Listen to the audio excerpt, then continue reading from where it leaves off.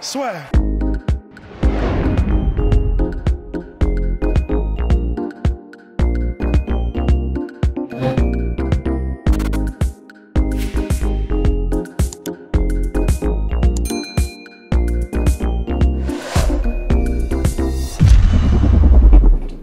What's up, guys? Fight of the night was Wood and Kenny. Ankalaev and Khabib win the performance bonuses. What a night. Wow. Wow, man. He is the baddest motherfucker on the planet. Like, I mean, let's start with, there's like a feeling out process for like 2 minutes. And then it's on. I mean, those two were going. The pressure that Khabib puts on you is unbelievable. Literally didn't respect his punching power. Just walked right into everything. Did what he wanted. When he started to go for like the armbar in the first round, I was like, oh my God, he's gonna try to pull off an armbar. You know. Then the second round, he keeps the pressure on him, starts to go for that submission. I was like, oh no. Right? And he locks it up, gets it, and chokes him out. Unbelievable. And he still didn't lose either round. Crazy. Have you had a chance to speak to him yet? I mean, obviously, I think we're all a little bit surprised by his decision. I mean, I think we all understand his emotion coming into this, but have you spoken to him yet? No. He was in the octagon. We were all just standing around listening. And, you can tell, I could tell, it almost smelled like an upset tonight, the way that, he reacted at the weigh-ins, the way that he acted when he was walking out tonight. He didn't look like himself, breathing heavy and taking deep breaths and, but wow. What's your expectations? I mean, obviously, do you take him at his word that that's it, or do you think that maybe he'll change? What this guy's been through, we're all lucky that we got to see him fight tonight. And I'm hearing rumors of other things that I didn't know about that you guys will hear about when he comes out later, I'm sure. Apparently, he was in the hospital. He broke his foot. Yeah. So, 3 weeks ago. So he has 2 broken toes and a bone in his foot that's broken or something like that. That's what his corner was telling me. And never told anybody, walking around. So, I mean, he is one of the toughest human beings on the planet, and he is just... He's the #1 pound-for-pound fighter in the world, and seriously, you have to start putting him up there at GOAT status with, whoever else you think is the GOAT. So what do you do? I mean, obviously you respect him, you give him his time. Do you talk to him and say, hey, man, we still got some ideas for you? I don't ever, listen, when guys want to fight, they want to fight. If they don't want to fight, they don't want to fight. Let him take some time off. Let him heal, not physically, but emotionally heal. With what he's going through from losing his father. I said, we're all lucky we got to see what we saw tonight. Yeah. I guess it'll all, we'll have to see how it plays out with him, how the rest of the division shakes out. But we did have Michael Chandler here tonight. Obviously, he got announced and did an interview and didn't get to fight. Have you figured out what you want to do with him now that, he didn't have to fill in this weekend? Nope. I was focused on tonight, and that's it, man. We've been here for 5 weeks. We're almost done with this shitty year, and we'll get home and figure out what's next.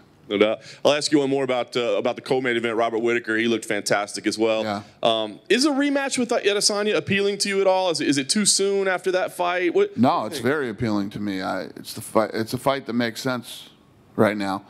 Like I said, Adesanya has a lot of options, but the fight that makes the most sense right now is Whittaker. I thought Cannonier was going to be a much tougher challenge for him. He looked good tonight, so the Adesanya fight makes sense. I know we're all excited to get back to Vegas and start there again, but there was a big announcement tonight about Etihad Arena and that'll be open next year. Have you started talking about 2021 yet? And tomorrow, I have a big meeting here tomorrow. So, do you have an idea when you think we'll be back? Late January, early February, maybe. Go back home, do a bunch of fights at home, and then we should be ready to do, some international fights, title fights, and things like that. The end of January, early February. Nice. And last thing for me, since he's the hero of Fight Island, Hamza Chimaev, of course, you mentioned the other day in an interview, him and Leon Edwards. Just want to get a status update on that. Is that signed and done? Yeah, is it signed, guys? Who's in here? Yeah, done, signed. Signed, done. December 19th. Yeah. Awesome. Thanks, Dan. Thanks. I'm excited for that one, too. Before this fight, you mentioned that you had something big coming for Khabib. Obviously, he's retired now, but can you tell us what it was? No. Hey, Dana. Hey. I know you said you don't know what to do with Michael Chandler, but could it be something like him and Tony Ferguson as the coaches of The Ultimate Fighter? I know you're looking for coaches for that show. Would that not make sense? Yeah. No. Yeah. That's interesting too. But I don't know. I don't know yet. We'll see what happens. In MMA, we see a lot of retirements and then a lot of guys unretire. But with someone like Khabib, in your personal opinion, knowing that he promised his mother that he wouldn't compete again, do you believe him? I do. Yeah. And then earlier today, Floyd Mayweather did an interview and said that you guys have been in talks and you guys are going to be working together. And I know that recently you said Zuffa Boxing is benefiting from the coronavirus. Is that linked? No, I didn't say Zuffa Boxing was benefiting from the coronavirus. I said that there was interesting things going on out there that I might be able to put together that I would be interested in. I only want to put on fights that are the best fights. This is what we do. We put on the best versus the best, and the only way that I would do anything in boxing is if I could do that.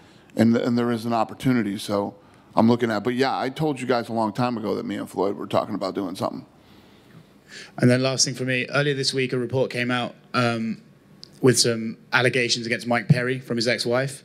I was wondering if you'd heard about those and if that's something you're investigating.